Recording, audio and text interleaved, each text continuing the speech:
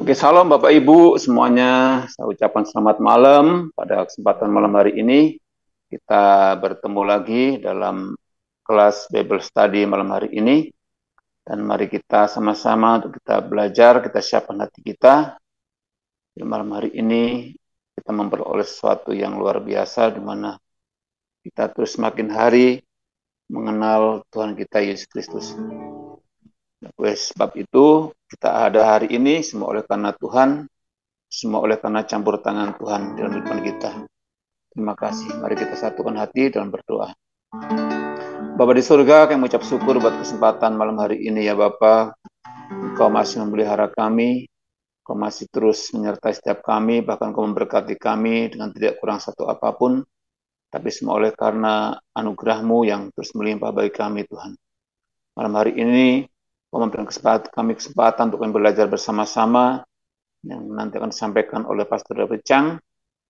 Tuhan urapi juga hamba-Mu, urapi kami semuanya, dan kami hikmat pengertian. Terima kasih, Engkau ada bagi kami, Engkau ada dalam kehidupan kami. Engkau ada. Engkau ada bersamaku di setiap musim hidupku.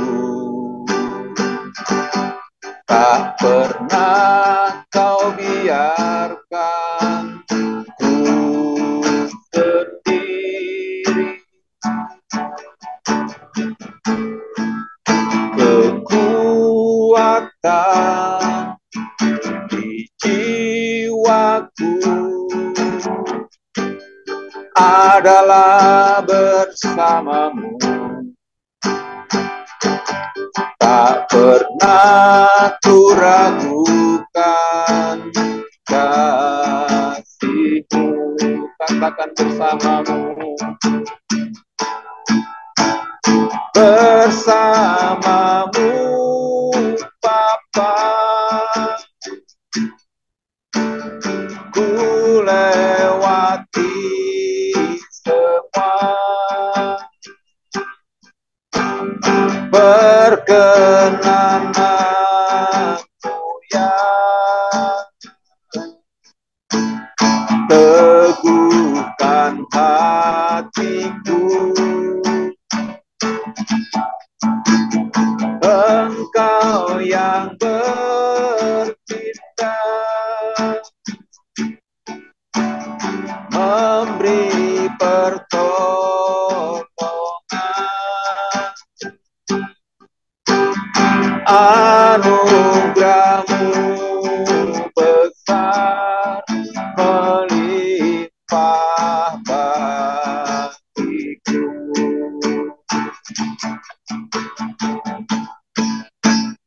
Bersamamu Bapa,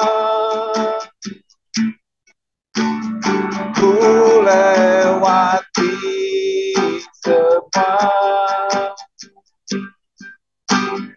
perkenanan-Mu yang teguhkan hatiku. Engkau yang bertindak, memberi pertolongan, anugerah-Mu besar melimpah bagiku. Kita naikkan pujian dari awal. Engkau ada. Engkau ada bersamaku di setiap musim hidupku. Tak pernah kau biarkan ku sendiri.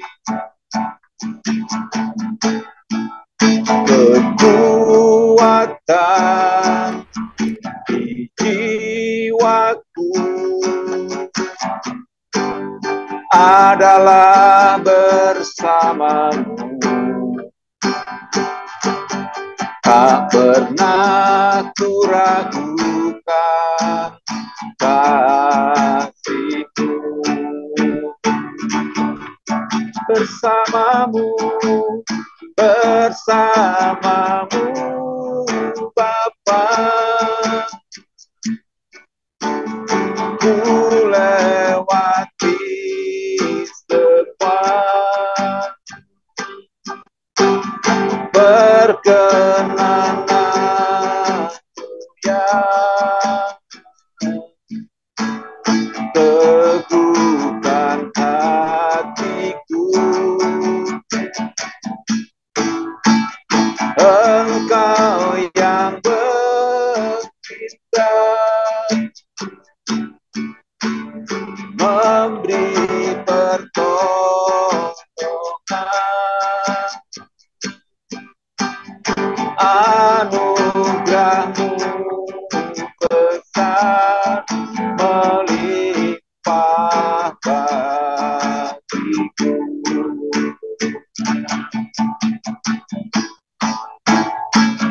Bersamamu Bapa, ku lewati semua perkenananmu yang teguhkan hatiku. Engkau yang bertindak, memberi pertolongan, anugerahmu besar melimpah bagiku.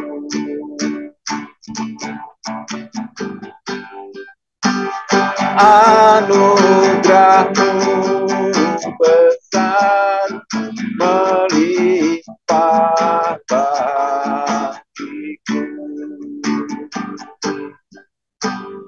Anugerahmu besar melimpah bagiku.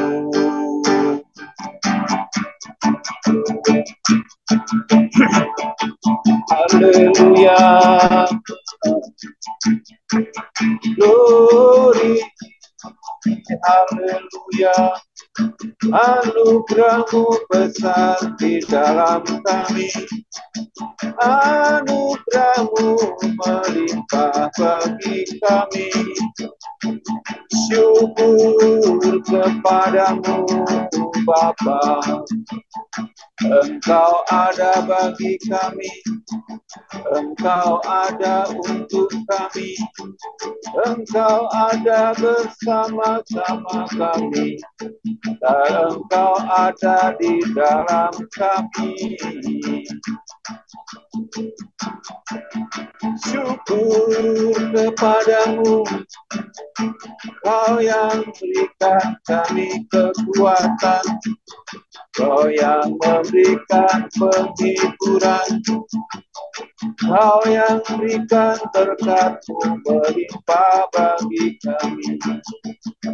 Terima kasih Yesusku, terima kasih ya Allahku. Bagimu segala hormat pujian syukur, bagimu segala kemuliaan.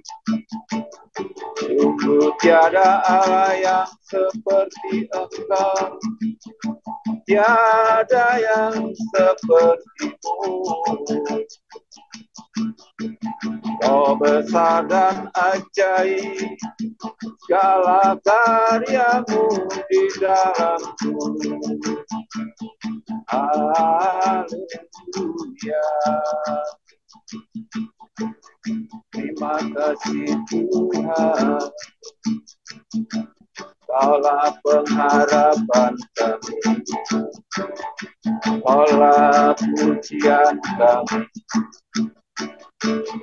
Terpujilah namamu sampai selama-lamanya.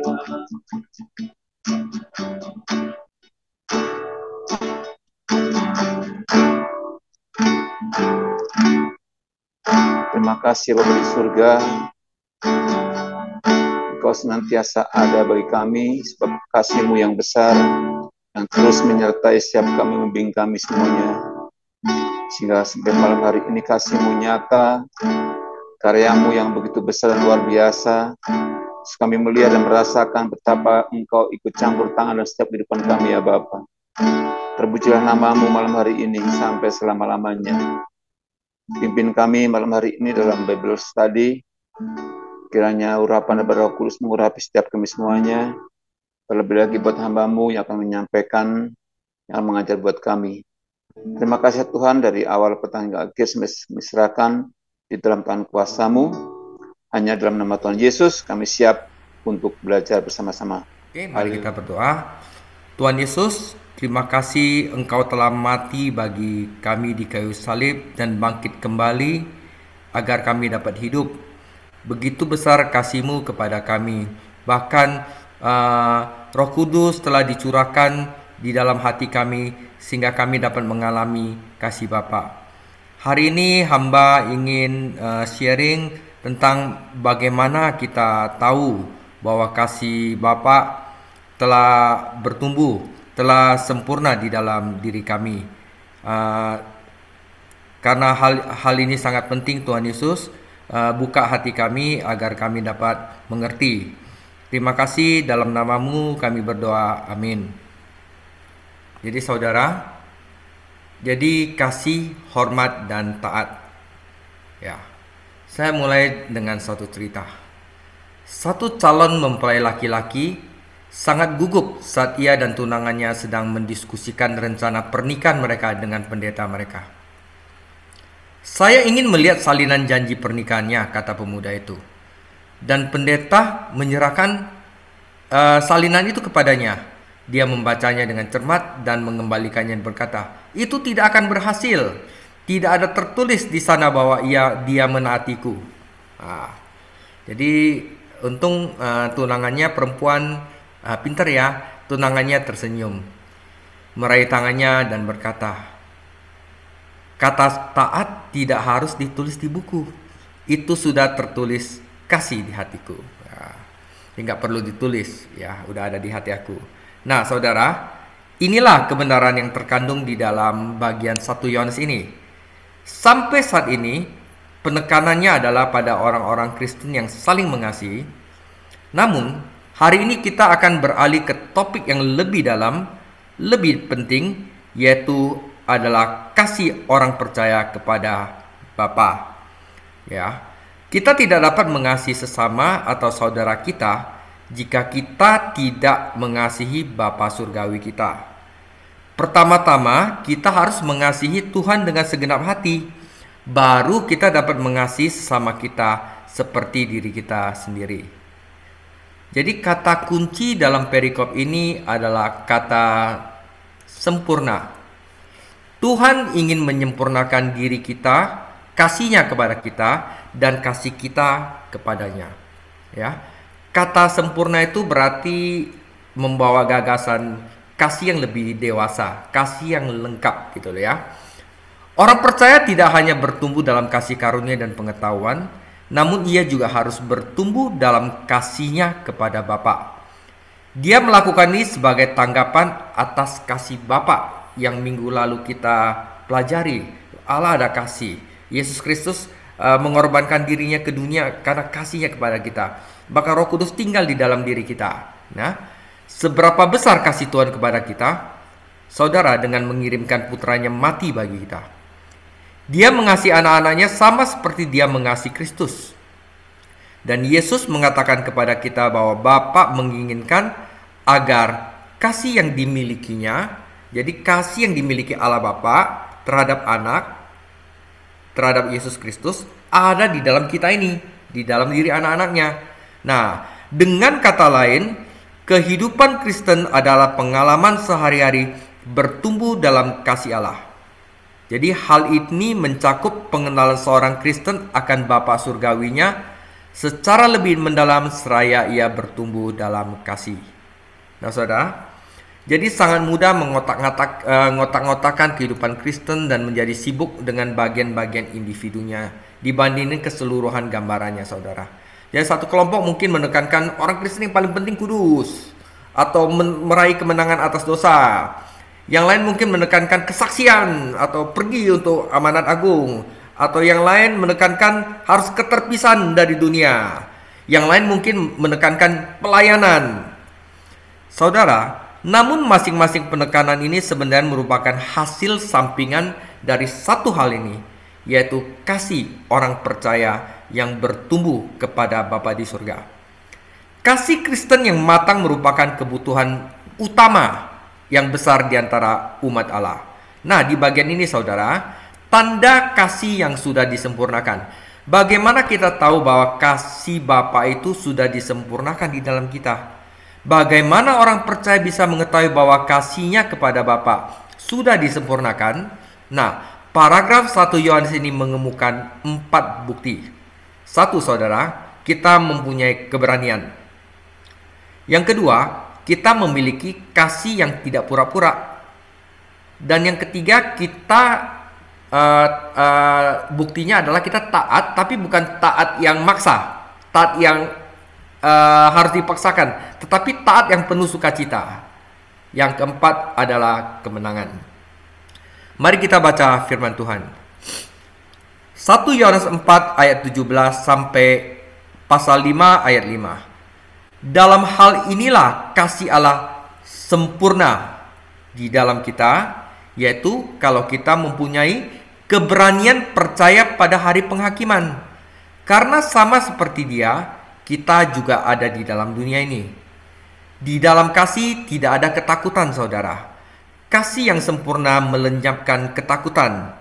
Sebab ketakutan mengandung hukuman, dan barang siapa takut, ia tidak sempurna di dalam kasih.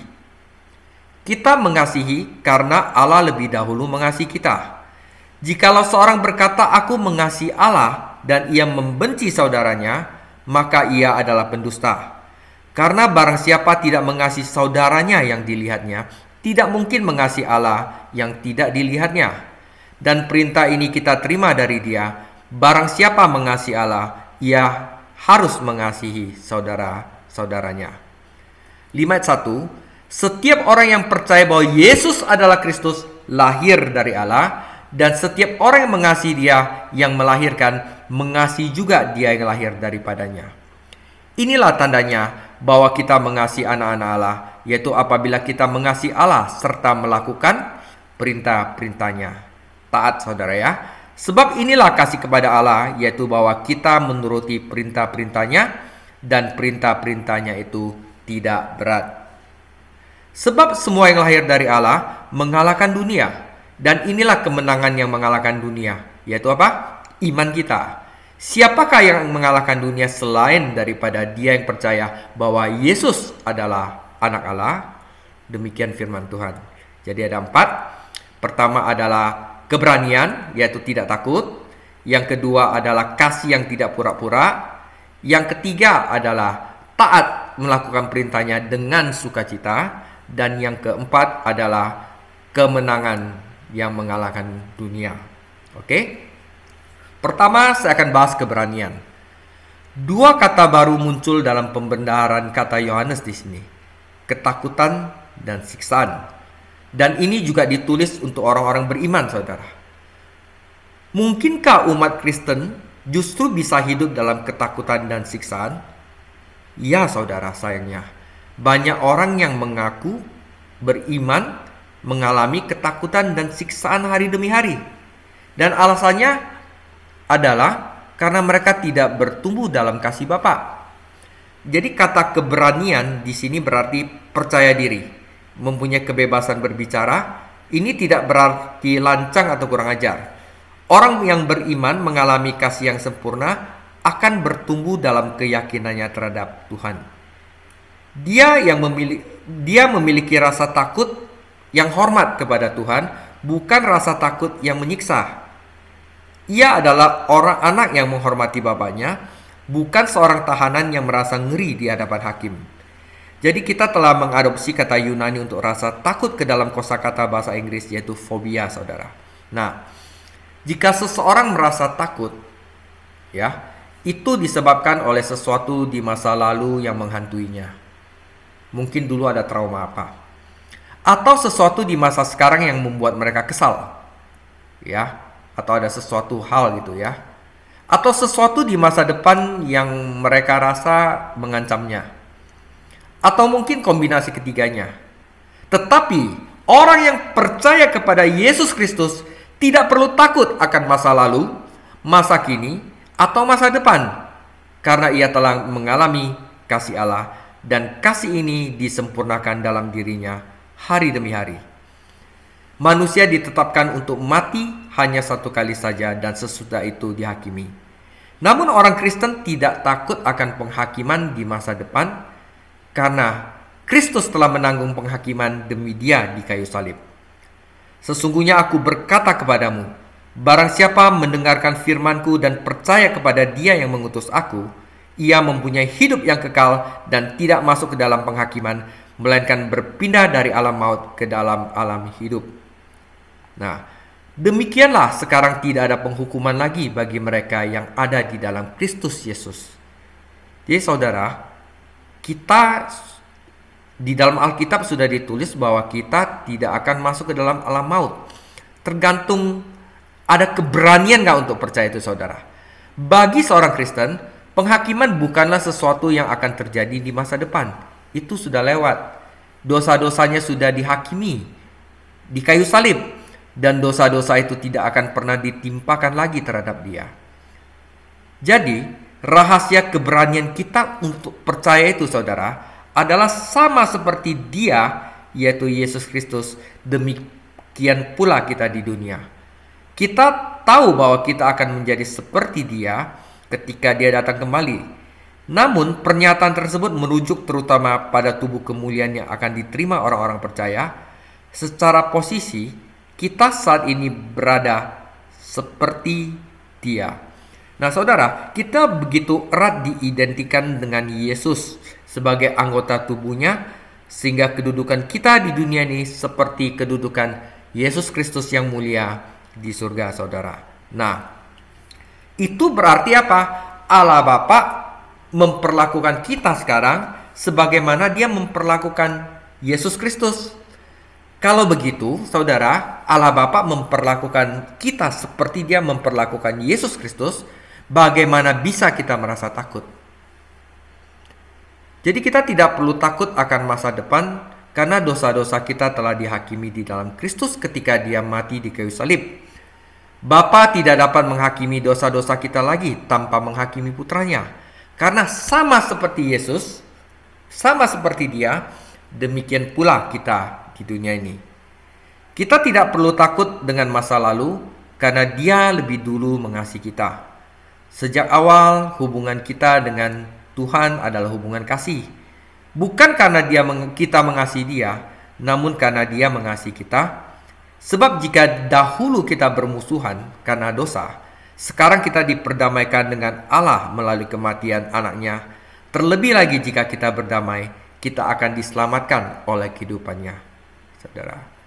Jadi saudara, jika Tuhan mengasihi kita ketika kita berada di luar keluarga, masih asing, saat kita tidak menaatinya, betapa besar kasih-Nya kepada kita sekarang, karena kita sekarang ada di dalam keluarga, yaitu anak-anaknya. Jadi saudara, kita tidak perlu takut akan masa kini, karena kasih yang sempurna melenyapkan ketakutan. Jadi ketika kita bertumbuh dalam kasih Allah, kita tidak lagi merasa takut akan apa yang Dia lakukan. Tentu saja ada takut akan Tuhan yang tepat, namun bukan jenis rasa takut yang ngeri gitu, saudara, yang menghasilkan siksaan di dalam batin, ya. Tapi takut untuk tidak mengasihi Dia, hormat kepada Dia. Karena apa? Sebab kamu tidak menerima roh perbudakan yang menimbulkan rasa takut lagi, tetapi kamu telah menerima roh pengangkatan sebagai anak yang melaluinya kami berseru, Ya Aba, Bapa. Sebab Allah tidak memberikan kita roh ketakutan, melainkan roh yang membangkitkan kekuatan, kasih, dan ketertiban. 2 Timotius 1 ayat 7. Saudara, namun semua yang kita tidak takut ini, menang secara luar biasa melalui Dia yang mengasihi kita. Nah, sebab aku yakin baik maut maupun hidup, baik malaikat maupun pemerintah, baik yang ada sekarang maupun yang akan datang, atau kuasa-kuasa, baik di atas maupun di bawah, maupun makhluk ciptaan lainnya, tidak akan mampu memisahkan kita dari kasih Allah yang ada di dalam Kristus Yesus, Tuhan kita. Saudara, jika kita ada di dalam Yesus Kristus, itu adalah sesuatu yang tidak bisa diambil dari kita. Uang mungkin bisa dicolong orang dari kita. Ya. Mungkin kita punya ada sesuatu bisa hilang daripada kita. Tetapi Yesus Kristus tidak bisa diambil dari kita apapun. Coba kita bayangkan, tidak ada satupun ciptaan saat ini, masa depan, yang dapat menghalangi kita dari kasih Tuhan. Ya saudara, untuk itulah kita harus berani.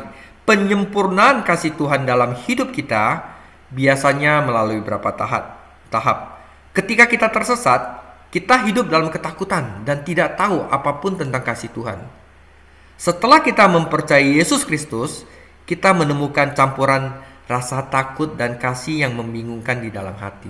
Ada takut-takut dikit, tapi juga ada rasa kasih, saudara. Jadi ketakutan sebenarnya adalah awal dari siksaan. Jadi kalau kita takut itu kayaknya bagaimana ya? Kita menyiksa diri sendiri saat merenungkan apa yang di depan, ya kan? Banyak orang yang sangat menderita ketika mereka pengen pergi ke dokter gigi, saudara. Mereka tersiksa karena mikirin bagaimana giginya dibor. Nah, pikirkanlah bagaimana orang yang belum diselamatkan sekarang, saudara, harus menderita ketika dia memikirkan hari penghakiman. Mereka nggak punya jaminan, saudara. Kalau pada saatnya mereka dihakimi, betapa takutnya mereka, saudara. Namun kita sebagai seorang Kristen mempunyai keberanian pada hari penghakiman. Ia juga mempunyai keberanian menghadapi kehidupan saat ini. Karena tidak ada situasi kehidupan saat ini, saudara, seberapa sepinya ekonomi, seberapa gonjang-ganjingnya politik, yang dapat dibandingkan dengan betapa parahnya nanti di hari penghakiman. Jadi Tuhan ingin anak-anaknya hidup dalam suasana kasih dan tidak takut, yang penuh dengan keyakinan, bukan rasa takut dan siksaan. Ya saudara, jika kasih Tuhan ada di dalam kita, kita sudah tidak perlu takut akan hidup atau mati, saudara. Nah, ini ada keuntungan besar kalau kita tidak takut hidup atau mati, saudara. Karena kita sedang disempurnakan dalam kasih Tuhan. Siapakah yang akan memisahkan kita dari kasih Kristus? Kesengsaraan, kesusahan, penganiayaan, kelaparan, ketelanjangan, bahaya atau pedang, tidak ada yang dapat memisahkan. Namun ketika kita bertumbuh dalam persekutuan dengan Bapa, lambat laun itu rasa takut itu bisa hilang habis, saudara. Dan hati kita dikendalikan oleh kasih-Nya aja. Seorang Kristen yang belum dewasa itu biasanya terombang-ambing antara rasa takut dan kasih. Seorang yang Kristen yang matang, dia akan bersandar pada kasih Tuhan.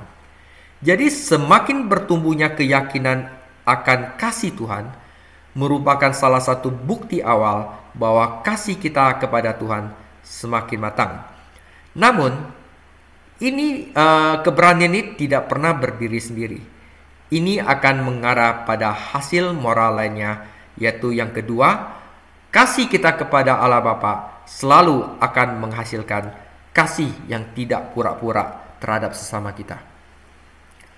Ya, ini dia yang ketujuh kalinya jika seorang berkata dia ada di dalam Dia, maka ya saudara, Jadi kita telah menemukan ungkapan penting ini beberapa kali dan setiap kali kita tahu apa yang akan terjadi. Peringatan untuk tidak berpura-pura. Ya, jika saudara mengatakan bahwa Anda ada di dalam Yesus, maka Anda wajib untuk hidup seperti Yesus hidup. Nah, seperti itu. Ya, jadi pertama saudara, ketakutan dan kepura-puraan biasanya berjalan bersamaan. Kepura-puraan ya sekarang kata kerennya drama, saudara. Apa alasannya orang drama? Takut, saudara. Ya, takut apa? Takut, ya. Faktanya mereka dilahirkan bersama ketika pria dan wanita pertama berbuat dosa.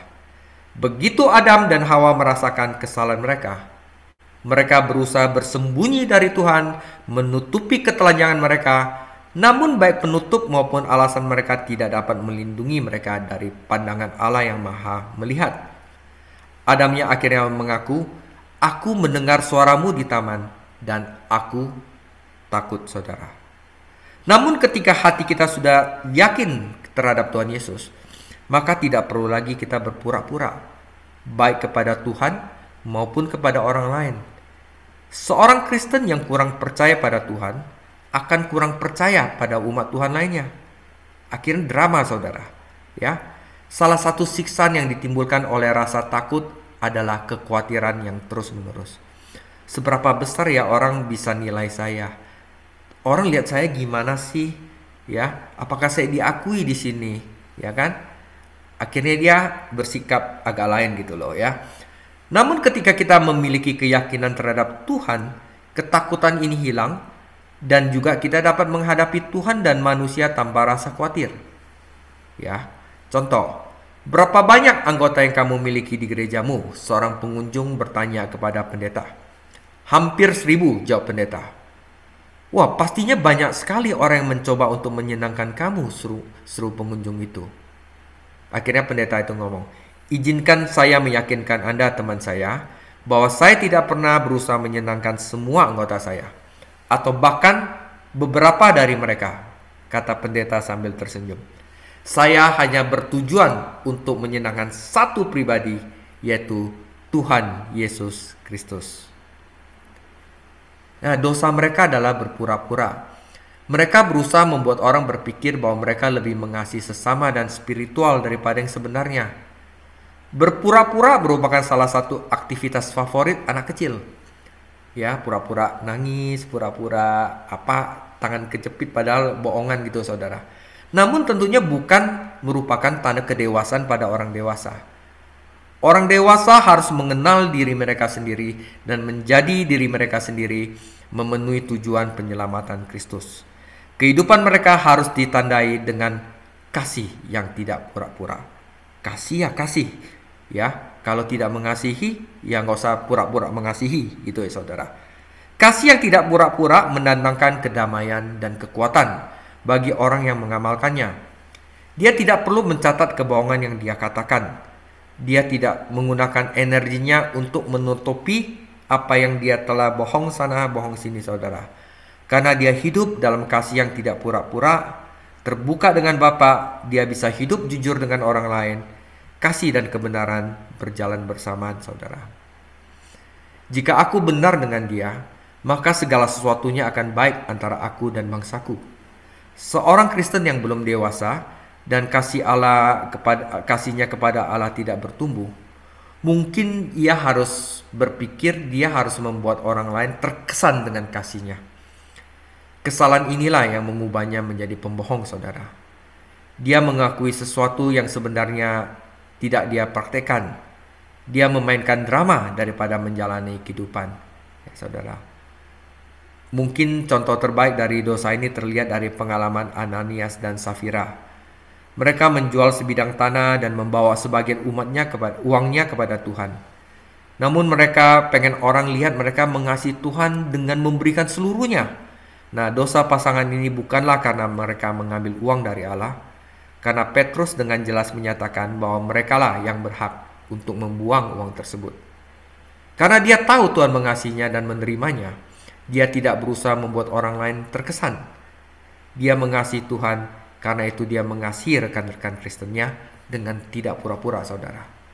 Nah, sebagai contoh, nilai Jerry jauh di bawah kinerja biasanya. Dan terlebih lagi kesehatannya tampaknya menurun.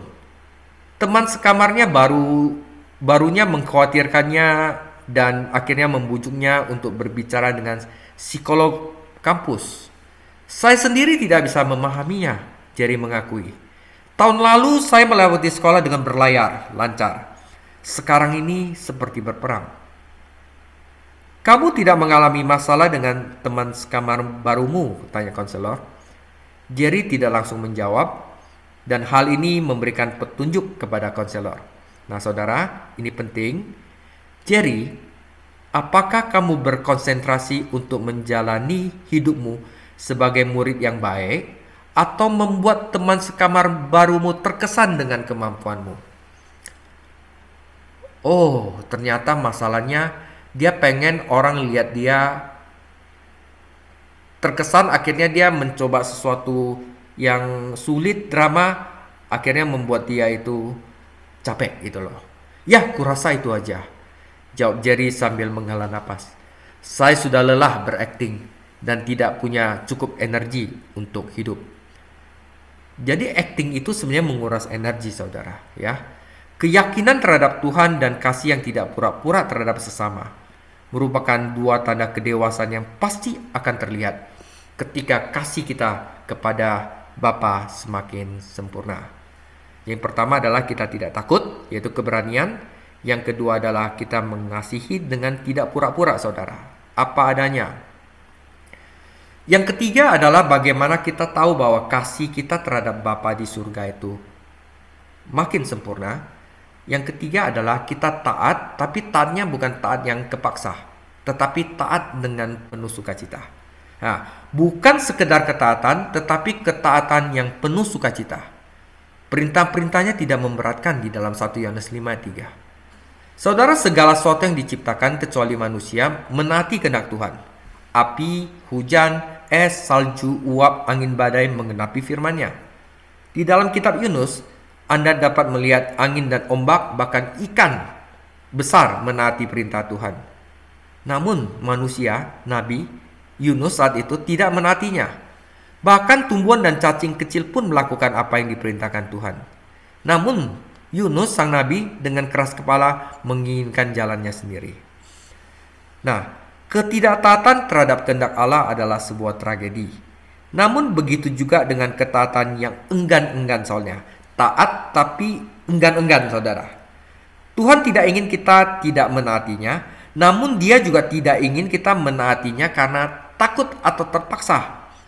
Jadi apa yang Paulus tulis tentang memberi, kalau kita memberi saudara, juga berlaku dalam kehidupan. Jika kita memberi tapi kepaksa saudara, mendingan jangan memberi saudara. Memberi harus dengan sukacita, ya. Karena pemberian itu harus tidak dengan sedih hati atau karena paksaan. Sebab Allah mengasihi orang yang memberi dengan sukacita. Nah, apa rahasia ketaatan yang penuh sukacita? Hal ini untuk menyadari bahwa kepatuhan adalah masalah keluarga. Ya saudara, kami melayani Bapa dengan penuh kasih dan membantu saudara-saudara kami di dalam Kristus. Kita dilahirkan dari Allah, kita mengasihi Tuhan, dan kita juga mengasihi anak-anak Tuhan, dan kita menunjukkan kasih ini dengan menaati perintah-perintah Allah. Ya, saudara, rahasianya itu adalah seperti kepatuhan di dalam keluarga saudara. Seorang wanita mengunjungi kantor redaksi surat kabar berharap bisa menjual kepadanya beberapa puisi yang ditulisnya. Editor bertanya, "Tentang apa puisimu?" "Wah, itu tentang kasih." Ya, sembur sang penyair. Editor duduk kembali di kursinya berkata, "Baik, bacakan saya sebuah puisi. Dunia pasti membutuhkan lebih banyak kasih." Puisi yang dibacanya penuh dengan bulan serta sentimen-sentimen melekat lainnya, dan itu lebih dari yang bisa diterima oleh editor. "Maaf," katanya, "tetapi kamu tidak tahu apa arti kasih. Itu bukan cahaya bulan atau mawar, duduk di sepanjang hari di tempat tidur orang sakit, atau bekerja lembur agar anak-anak yang dapat memiliki sepatu baru. Dunia ini tidak membutuhkan kasih puitis Anda. Hal ini membutuhkan kasih praktis dan yang kuno. Jadi D.L. Moody sering berkata, setiap Alkitab harus disampul dengan kulit sepatu. Jadi apa artinya? Kita menunjukkan kasih kita kepada Allah bukan dengan kata-kata kosong, tetapi dengan perbuatan yang sukarela, dengan yang penuh sukacita. Kita bukanlah budak yang menaati majikannya. Kita adalah anak-anak yang menaati Bapa. Dan dosa kita adalah urusan keluarga sekarang. Salah satu ujian dalam pendewasaan kasih adalah sikap pribadi kita terhadap Alkitab, saudara. Nah, di sini karena di dalam Alkitab kita menemukan kehendak Tuhan bagi hidup kita untuk dinyatakan. Jadi saudara, kalau kita mau menemukan kehendak Tuhan terhadap kita apa, itu cuma ada di Alkitab, saudara. Nah, sikap kita terhadap Alkitab menentukan apakah kita dewasa di dalam kasih. Ya, orang yang belum diselamatkan menganggap Alkitab sebagai buku yang mustahil, buku yang bodoh, saudara. Ya, terutama karena dia tidak memahami pesan rohani di dalamnya. Orang Kristen yang belum dewasa menganggap pembelajaran Alkitab itu sebagai beban. Pendalaman Alkitab itu sebagai beban, saudara. Wah, harus ini, harus ini. Bukan, saudara. Jadi dia seperti anak kecil yang sedang belajar untuk taat dan bertanya, mengapa saya harus melakukan ini? Bukankah lebih baik saya melakukan ini? Ini boleh dilakukan gak? Itu boleh gak? Orang Kristen boleh begini gak? Nah, namun seorang Kristen yang mengenal kasih Allah yang sempurna, mendapati dirinya, dia pasti akan menikmati firman Allah dan benar-benar mengasihinya. Dia tidak membaca Alkitab sebagai buku teks yang susah, saudara, tetapi sebagai surat kasih. Saudara, pasal terpanjang dalam Alkitab adalah Mazmur 119 dan temanya adalah firman Tuhan. Setiap ayat kecuali dua, Mazmur ayat ke-122 dan 132, selalu menyebutkan firman Tuhan dalam sinonim yang lain, seperti hukum, perintah, seperti aku suka tita-titamu dan seterusnya, saudara. Itu semuanya sebenarnya adalah firman yang disinonimkan secara akrostik di dalam Mazmur 119. Namun yang menarik adalah pemazmur menyukai firman Tuhan dan senang juga menceritakannya kepada kita. Oh, betapa aku mengasihi hukum-Mu. Ia bersukacita karena hukum dan menyukainya. Firman-Mu adalah madu menurut seleranya. Bahkan ia mengubah hukum Allah menjadi sebuah nyanyian. Ketetapan-ketetapan-Mu lah yang menjadi nyanyianku di rumah ziarahku. Nah, saudara, bayangkan mengubah hukum menjadi lagu. Misalkan simfoni lokal menyajikan konser kode lalu lintas atau peraturan kitab undang-undang hukum yang diiringi musik, saudara. Nah, kebanyakan dari kita tidak menganggap hukum sebagai sumber nyanyian sukacita. Namun inilah cara pemazmur memandang hukum Allah. Karena dia mengasihi Tuhan, dia mengasihi firman Tuhan. Dan karena itu dia menaati firman Tuhan dengan sukacita. Perintah Allah sebenarnya tidak berat dan memberatkan kita. Sama seperti seorang putra atau putri yang penuh kasih dengan senang hati menaati perintah ayahnya, demikian pula seorang Kristen dengan kasih yang sempurna dengan penuh sukacita menaati perintah Allah. Sampai di sini kita bisa mengulas dan memahami makna praktis kasih yang mendewasakan dalam kehidupan kita sehari-hari. Jadi ketika kasih kita terhadap Bapa semakin matang, semakin sempurna, semakin lengkap, pertama kita mempunyai keberanian dan tidak takut apapun lagi, saudara. Kedua, kita akan tidak pura-pura terhadap orang lain atau tidak takut ditolak lagi, saudara. Ya. Nah, ketiga, kita mempunyai sikap baru terhadap firman Tuhan, yaitu kita akan cinta sama firman Tuhan dengan sukacita. Firman Tuhan adalah ungkapan kasih Allah dan kita senang untuk menaatinya.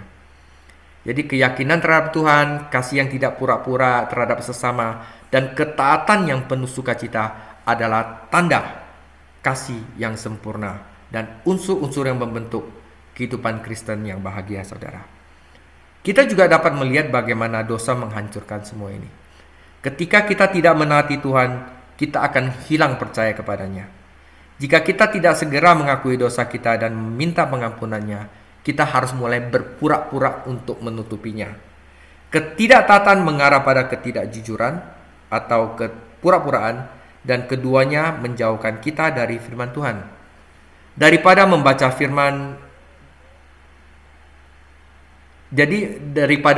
firman dengan sukacita untuk mengetahui kehendak Bapa, orang yang mulai pura-pura akan mengabaikan firman atau tidak mungkin membacanya secara rutin, saudara. Ya, saudara, beban agama, yaitu manusia berusaha menyenangkan Allah dengan kekuatannya sendiri, adalah beban yang menyedihkan. Tetapi kuk yang Kristus bebankan kepada kita tidak memberatkan sama sekali. Kasih meringankan beban. Yakub harus bekerja selama 7 tahun untuk memenangkan wanita yang dikasihinya. Namun Alkitab memberitahu kita bahwa hanya beberapa hari saja ia merasa kasihnya terhadap wanita itu. Jadi, kasih yang sempurna menghasilkan ketaatan yang penuh sukacita. Saudara, apakah saya membuat hal-hal ini itu susah? Enggak, saudara. Kenapa? Karena saya melakukannya dengan penuh sukacita, saudara. Jika saya tidak melakukannya dengan sukacita, pasti saya akan rasakan ini sebagai beban, saudara. Jadi kasih yang sempurna akan menghasilkan ketaatan yang penuh sukacita.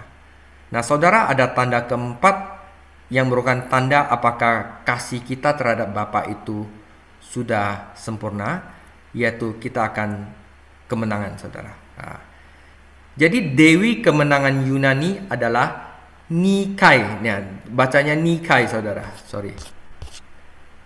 Nama rudal udara Amerika Serikat. Keduanya diberi nama, kata Yunani adalah Nikai, yang berarti kemenangan. Namun apa hubungannya kemenangan dengan kasih yang semakin matang? Umat Kristen hidup di dunia nyata dan dihadapkan pada rintangan yang berat. Tidak mudah untuk menaati Tuhan. Jauh lebih mudah untuk hanyut bersama dunia, tidak menaatinya, dan melakukan urusan kita sendiri, saudara. Namun orang Kristen yang dilahirkan dari Allah, artinya dia mempunyai sifat Tuhan di dalam dirinya, dan tidak mungkin sifat Tuhan itu tidak menaati Tuhan. Nah, sebab apapun yang lahir dari Allah mengalahkan dunia.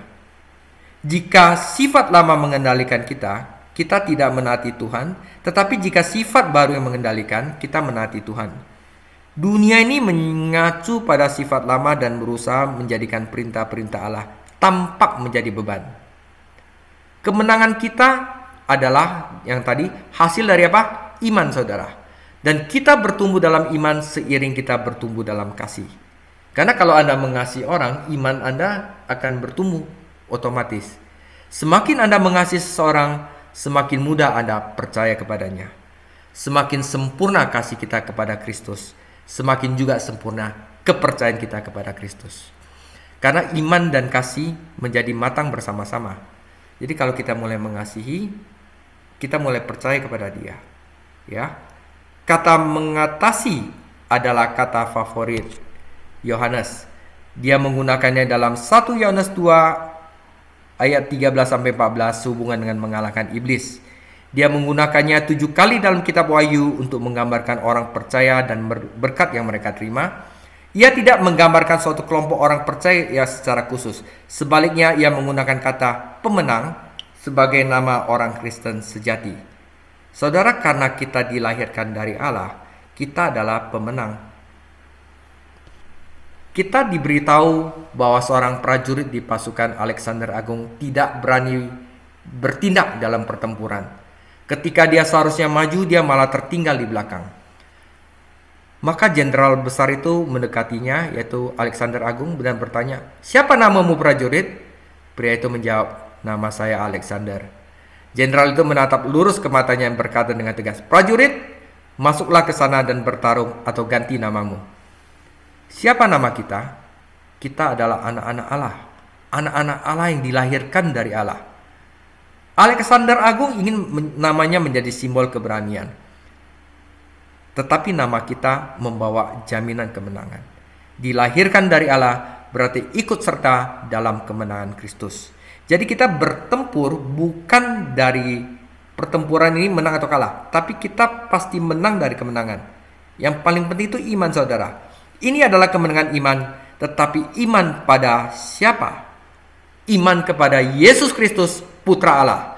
Orang yang mengalahkan dunia, orang yang menang adalah orang yang percaya bahwa Yesus adalah anak Allah. Bukan iman pada diri kita sendiri, namun iman pada Yesus Kristus yang memberi kita kemenangan. Di dalam dunia ini kamu akan mengalami penderitaan, tetapi tetaplah sukacita karena aku telah mengalahkan dunia, saudara. Jadi identifikasi dengan Kristus dalam kemenangannya mengingatkan kita beberapa kali saat kita membaca apa adanya dalam surat Yohanes. Sama seperti dia, demikian pula kita di dunia. Yesus menang, kita pun menang. Yang penting iman kita terhadap dia itu harus solid, saudara. Kita harus berjalan di dalam terang, sama seperti dia berada dalam terang. Jika kita mengaku tinggal di dalam dia, maka kita harus berperilaku seperti dia berperilaku. Anak-anaknya akan berada di bumi seperti dia di surga. Kita hanya perlu mengklaim posisi luar biasa ini dengan iman, saudara. Dan iman itu timbul dari apa? Pembelajaran firman Tuhan. Ketika Yesus Kristus mati, kita mati bersama dia. Dan Paulus berkata, aku telah disalibkan bersama Kristus. Ketika Yesus dikuburkan, kita dikuburkan bersama dia. Tetapi ketika dia bangkit, kita juga bangkit bersama dia. Sebab itu kita telah dikuburkan bersama-sama dengan dia melalui baptisan dalam kematian. Supaya sama seperti Kristus telah dibangkitkan dari antara orang mati, demikian pula kita juga akan dibangkitkan, saudara. Dan ketika Kristus naik ke surga, kita juga akan naik ke surga bersamanya. Dan sekarang dia duduk bersamanya di surga. Ketika Kristus Yesus kembali, kita akan berbagi kemuliaannya. Jadi apa yang ada di dalam Yesus akan ada di dalam kita. Apabila Kristus yang adalah hidup kita dinyatakan, maka kamu juga akan dinyatakan bersama-sama dengan dia di dalam kemuliaan. Dan semua ayat ini menggambarkan posisi rohani kita di dalam Kristus, saudara. Jadi udah pasti menang gitu, saudara. Ya, ketika kita mengklaim posisi ini, posisi victory ini, kita ikut ambil bagian dalam kemenangannya. Ketika Allah membangkitkan Yesus dari kematian, dia mendudukan dia di sebelah kanannya di surga, jauh mengatasi segala pemerintahan dan kekuasaan dan segala nama yang dapat disebut. Dia mendudukan segala sesuatu di bawah kakinya, dan kita dapat klaim itu, saudara. Ya, kemenangan itu. Artinya, secara posisi, setiap anak Tuhan mempunyai hak istimewa untuk duduk jauh di atas semua musuhnya. Tempat duduk seseorang menentukan seberapa besar wewenang yang dapat dia jalankan. Orang yang duduk di kursi manajer mempunyai wewenang terbatas. Orang yang duduk di kursi wakil presiden mempunyai kendali lebih besar. Namun orang di belakang meja yang diberi tanda presiden atau direktur mempunyai wewenang paling besar. Dimanapun dia berada, di pabrik, di kantor, dia dihormati, dipatuhi karena di mana dia duduk.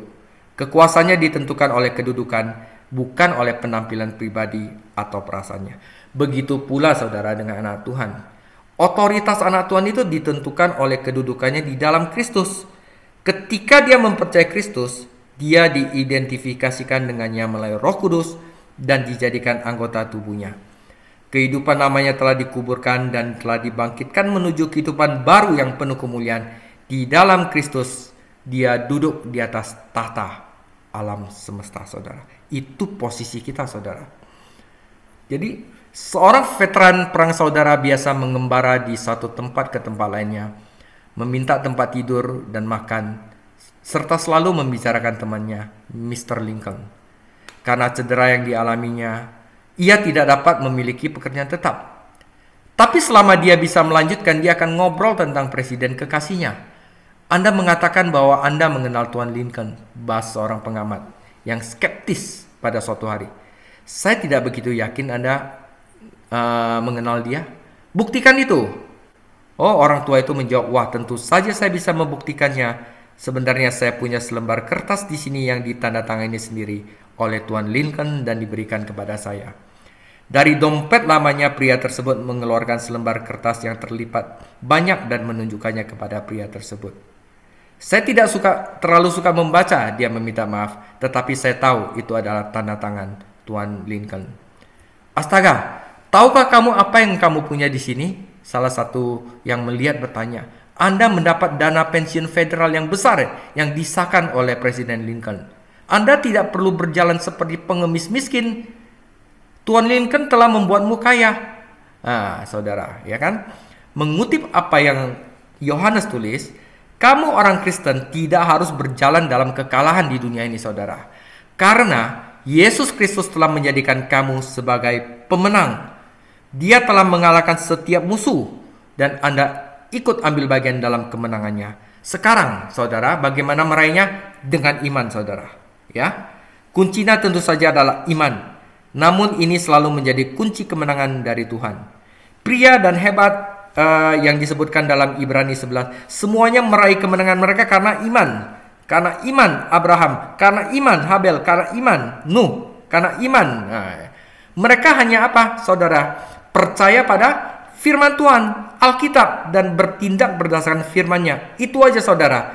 Dan dia menghormati iman mereka dan memberi mereka kemenangan. Jadi iman bukan sekedar mengatakan bahwa apa yang Tuhan katakan adalah benar. Iman yang sejati adalah bertindak berdasarkan apa yang Tuhan katakan, karena itu benar. Ada yang mengatakan bahwa iman bukanlah percaya meski ada buktinya, tetapi taat meski ada konsekuensinya, saudara. Jadi Anda harus hajar aja. Kalau misalnya dikasih tahu bahwa kalau Anda ngalah, Anda akan menjadi anak-anak Tuhan yang bersinar di dunia ini, ya ngalah aja, saudara. Itu pasti benar firman Tuhan. Iman yang menang bukan hasil dari kasih yang semakin dewasa, tetapi semakin banyak kita belajar firman Tuhan, saudara. Semakin baik kita mengenal dan mengasihi Yesus Kristus, semakin mudah kita mempercayakan kebutuhan dan perjuangan hidup kita kepadanya. Penting agar kasih yang matang ini menjadi hal yang rutin dan praktis di dalam kehidupan kita sehari-hari, saudara. Jadi ada 4 hal bukti bahwa kasih kita bertumbuh terhadap Allah Bapa. Pertama, kita tidak takut, saudara. Kalau takut berarti kita tidak mengasihi Dia, kita tidak percaya sama Dia. Kedua itu kita tidak pura-pura. Ya. Ketiga itu kita taat, tapi taatnya itu sukacita, saudara, bukan taat yang beban. Dan yang keempat itu kita mengklaim kemenangan di dalam Kristus Yesus. Oke? Nah, saudara, sebagai penutup, bagaimana kita orang Kristen bisa merasakan kasih seperti ini dan berkah yang mengalir darinya? Ya. Pertama, saudara, kasih seperti ini harus dipupuk. Jadi perlu bisa bertumbuh, saudara. Ini bukan hasil persahabatan yang untung-untungan. Sebuah penelitian sebelumnya menunjukkan bahwa seorang beriman bisa kembali ke dunia melalui tahapan. Pertama, persahabatan dengan dunia. Pertama, diakui oleh dunia. Akhirnya dia mengasihi dunia. Dan terakhir dia sama seperti dunia. Demikian pula hubungan dengan Kristus Yesus bertumbuh secara bertahap. Kita mulai dengan persahabatan dengan Kristus. Abraham adalah sahabat Tuhan karena dia memisahkan diri dari dunia dan melakukan apa yang Tuhan perintahkan kepadanya. Kehidupannya memang gak sempurna, banyak dosa, saudara, ya kan? Ya. Namun ketika dia berdosa, dia mengaku dan langsung kembali berjalan bersama Tuhan. Jadi orang Kristen bukanlah orang yang tanpa dosa, tetapi orang yang bisa tahu itu dosa dan bangkit lagi, dia bertobat dan mulai untuk tidak melakukan dosa itu lagi, saudara. Dosa masih, saudara. Persahabatan ini akan mempengaruhi kehidupan kita. Jadi saat kita bersahabat dengan Tuhan, dengan membaca firman Tuhan, saudara, berdoa, pendalaman Alkitab nih, bersekutu dengan umat Tuhan, rahmat Kristen akan mulai terlihat dalam diri kita. Pikiran kita akan menjadi lebih bersih, saudara. Percakapan kita itu lebih berbobot, saudara. Hasrat kita akan menjadi lebih sehat. Namun kita tidak akan berubah total secara tiba-tiba. Ini akan menjadi proses bertahap. Jadi persahabatan kita dengan Yesus Kristus dan menjadi seperti Dia akan menuntun kasih yang lebih dalam kepada Kristus. Pada tingkat manusia, persahabatan sering kali mengarah pada kasih. Pada tingkat ilahi, persahabatan dengan Kristus harus mengarah pada kasih. Kita mengasihi Dia karena Dia terlebih dahulu mengasihi kita. Jadi firman Tuhan mengungkapkan kasih-Nya kepada kita, dan Roh Tuhan yang berdiam di dalam diri kita menjadikan kasih ini semakin nyata bagi kita. Lebih jauh lagi, kasih ini diwujudkan dalam kehidupan kita, dalam kehidupan sehari-hari. Jadi kasih Kristen itu bukan emosi. Wah, saya mengasihi dia emosi. Itu adalah pengabdian permanen. Hasrat mendalam untuk menyenangkan Kristus saja dan melakukan kehendak-Nya. Jadi semakin kita mengenal Dia, semakin baik kita mengasihi Dia. Dan semakin baik kita mengasihi Dia, kita akan menjadi seperti Dia. Jadi harus pengetahuan dulu saudara. Pengetahuan akan menghasilkan kasih. Kasih akan menjadi kita seperti Dia, yaitu menjadi serupa dan gambar anaknya. Tentu saja kita tidak akan sepenuhnya menjadi serupa dengan Kristus sampai kita melihat Dia. Namun kita harus mulai prosesnya sekarang. Ini adalah cara hidup yang menyenangkan saudara. Ketika kasih Tuhan disempurnakan dalam kita, kita mempunyai keberanian terhadapnya. Tidak hidup dalam ketakutan. Karena rasa takut telah dihilangkan, kita bisa jujur, terbuka, tidak perlu berpura-pura. Karena rasa takut telah hilang, ketaatan kita terhadap perintahnya lahir dari kasih. Karena itu bisa dilakukan dengan sukacita, bukan teror atau beban. Dan kita akan mendapati perintah-perintahnya tidak memberatkan. Dan akhirnya, dengan hidup dalam suasana kasih, kasih yang tidak pura-pura, dan ketaatan yang penuh sukacita, kita mampu menghadapi dunia dengan iman yang berkemenangan dan mampu mengatasinya, bukan dikalahkan oleh dunia. Tempat untuk memulai bukan pengalaman yang berani atau dramatis. Tempat untuk memulai memupuk kasih ini adalah tempat berdoa yang tenang dan pribadi. Di situ Petrus ingin memberi nyawanya demi Yesus, namun ketika dia diminta untuk berdoa, Petrus tertidur. Nah saudara, untuk memulai ini tidak instan, tetapi percaya satu hal ini. Anda tidak akan rasa takut lagi, Anda tidak akan berpura-pura. Kita mulai hari kita dengan membaca firman, merenung firman, menyembah Kristus dalam doa dan pujian, kita akan mengalami kasih yang sempurna ini. Cari tempat yang tenang saudara. Ketika hal itu dimulai, dia akan mengetahuinya. Orang lain akan mengetahuinya. Hidupnya akan ditandai dengan saudara, keberanian, kasih yang tidak pura-pura, ketaatan yang penuh sukacita, dan kemenangan saudara. Jadi hari ini penting sekali saudara ya. Demikian firman Tuhan. Kita akan mengakhiri kitab 1 Yohanes minggu depan, yaitu apa yang Anda ketahui dengan pasti. Habis itu kita mulai 3 apologetik tentang pengetahuan. Tuhan Yesus memberkati. Oke, yuk kita nyanyi satu pujian. Aku mengasihi Engkau Yesus dengan segenap hatiku. Aku mengasihi Engkau Yesus dengan segenap jiwaku. Kurenungkan firman-Mu siang dan malam, ku pegang perintah-Mu dan ku lakukan. Engkau tahu ya Tuhan, tujuan hidupku hanyalah untuk menyenangkan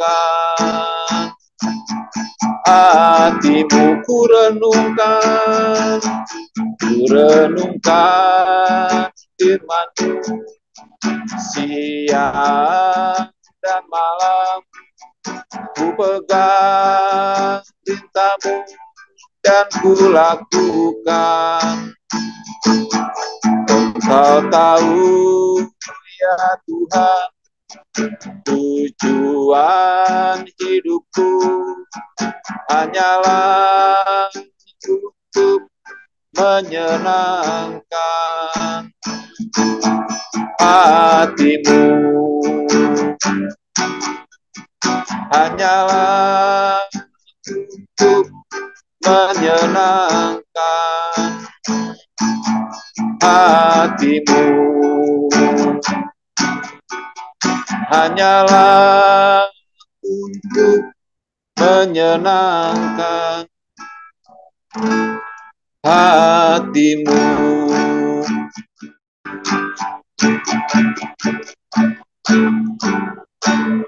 Terima kasih Bapa di surga, malam hari ini kami belajar untuk memperoleh kasih yang daripada Engkau, kasih yang daripada Yesus Kristus mengalir di depan kami, sehingga kami memiliki keberanian untuk kami mengasihi, untuk kami bisa mengasihi tanpa berpura-pura, agar kami menjadi orang-orang yang taat, dan taat dalam sukacita, dan kami menjadi seorang pemenang, dan iman kami yang akan mengalahkan dunia ini. Terima kasih buat pembelajaran-Mu malam hari ini dalam kelas Bible Study malam hari ini. Berkati hamba-Mu Pastor David Chang yang telah mengajar buat kami. Berkati hamba-Mu ini Tuhan, biarlah Kau berikan kemenangan demi kemenangan juga dalam hidupannya sebagai seorang pemimpin keluarga, dalam pekerjaannya. Kau terus memberkati dalam pekerjaannya, kesehatan, dan bawa terus keluarga hamba-Mu ini pada semakin hari mengenal Tuhan Yesus Kristus. Terima kasih kami serahkan keluarga hamba-Mu Pak David Chang dalam tangan kasih kuasa-Mu. Dalam nama Tuhan Yesus juga berkati Tante Pocu, berkati Tante Yeni, berkati Ko Hasung, Ibu Ripka, Pak Kelvin, Pak Hade Butanti, semuanya keluarga ini Tuhan. Berkati dalam kesehatannya, berkati dalam setiap pekerjaan, aktivitas semuanya. Di dalam nama Tuhan Yesus, kami percaya Engkau senantiasa yang menyertai, bahkan menuntun, membimbing setiap keluarga-keluarga yang ada untuk semakin hari cinta akan Tuhan, mengasihi Tuhan, bahkan memperoleh kasih yang sempurna daripada Tuhan Yesus Kristus. Dan malam hari ini, kami mengakhiri Bible Study malam hari ini, dan kami akan menerima berkat yang daripada Engkau. Silakan Pak David doa berkat. Tuhan Yesus, kami percaya bahwa di dalam Engkau kami telah menerima segala berkat rohani di dalam surga, sehingga kami memperoleh kehidupan dan memilikinya dalam segala kelimpahan. Dan kami percaya di dalam nama Tuhan Yesus Kristus kami telah menerimanya. Sama katakan, amin.